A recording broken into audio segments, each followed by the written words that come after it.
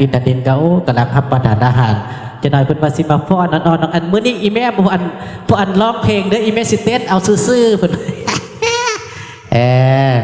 ผมว่ากันเนาะบวนๆต้องกันเอากระชีมอบไปจากจัศิลปะบกดนตรีมอบไปเป็นเสียงผลงานเสียงเพลงเสียงครับเสียงลำเนาะให้พี่น้องเฮาได้ย่อยอาหารไปพร้อมๆกันสักก่อนห้องพอดีดนตรีบ่ม่วนขอโทษขอไปพี่น้องเฮาเมื่อกี้ในกระเมียให้หน่อยนึงกันแน่เสียงก็เป็นสีละเหลือกันแน่สั้นๆเจ็ดๆกันแน่พอได้จับไม้โดนแล้วก็เป็นจังสิละเนาะเอามอบไปด้วยพี่น้องเด้อตีสมกันได้ด้วยพี่น้องเด้อจากได้แบบใดจากฟังแบบใดกันจะมาเสนอกันมาเนาะทั้งหมดดนตรียินดีตอบสนองในพี่น้องกันได้ทุกปักชนขอเสริญ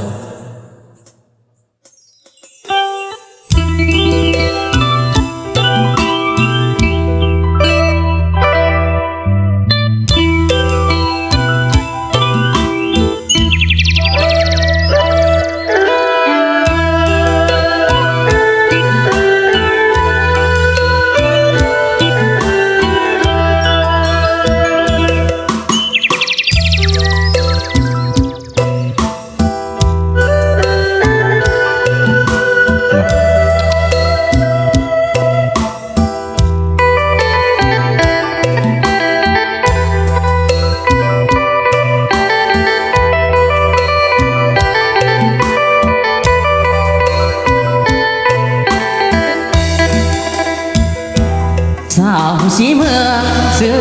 กระเดื่องไปทั่วอาณาหนึ่งในแดนสาธาสาวสีเมืองนำว่าหนึ่งได้มาพบพ้องนวลละอ่อนตกตะลึงสาวสีเมืองหมายเล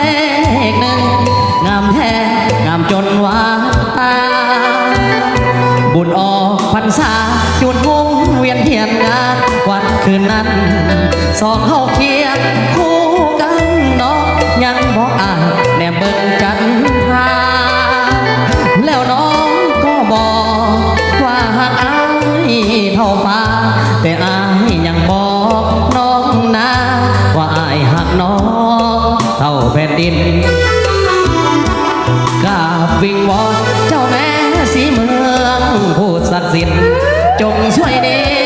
ชละมินให้หักข้านี้สมหักสมหวังให้ความหักข้าจงเนียนยาวยงกีรังสิ่งที่ข้าวาดหวังอยากให้ข้าได้เป็นเคยสีเมือง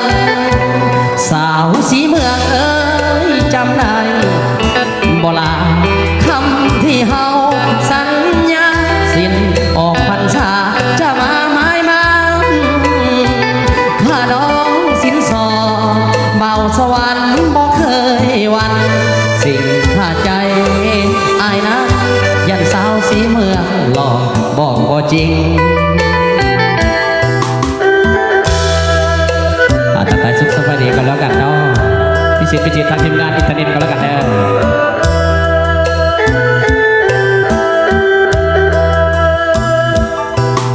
อยากสัดเส้นเลยหนึ่งเนาะเห็นแม่ปุ๊กเลยอยากอายไว้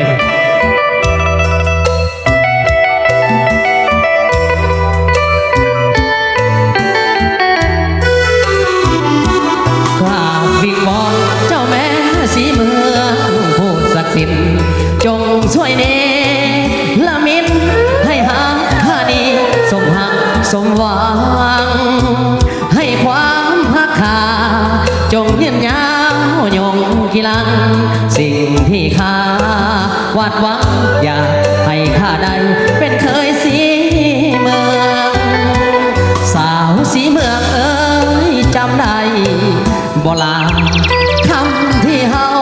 สัญญาสิ้นออกพรรษาจะมาหมายมัน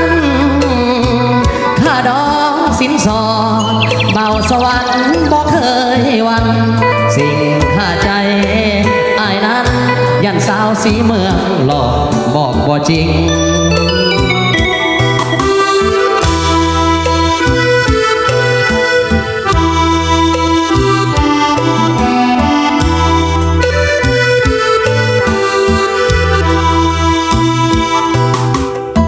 ข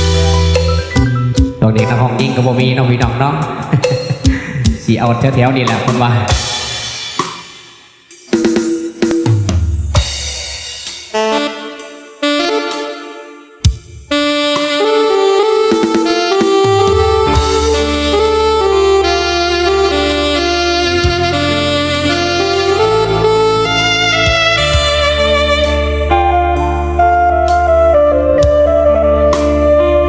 แดนดินถิ่นกายเลือตาอยู่สุดนภายังมีดอกฟ้าแสนงามหากใครได้เห็นจะมัวลงเฝ้าฝันพะวงลงติดตามสาวเอ่ยสาวงามงามเหลือใจงามจริงดังข้ามเข้าสมหากใครได้สมพี่ลงกับน้องสมใจอายขอไปฝันแต่นางเดียวบอกขอของเกี่ยวยิ่งอื่นใดได้แต่ลงไหลไฟฝันใจปองโอ้กุหลาบสว่างแห่งเมืองปากสันที่อายไฟฝันไม่ปอง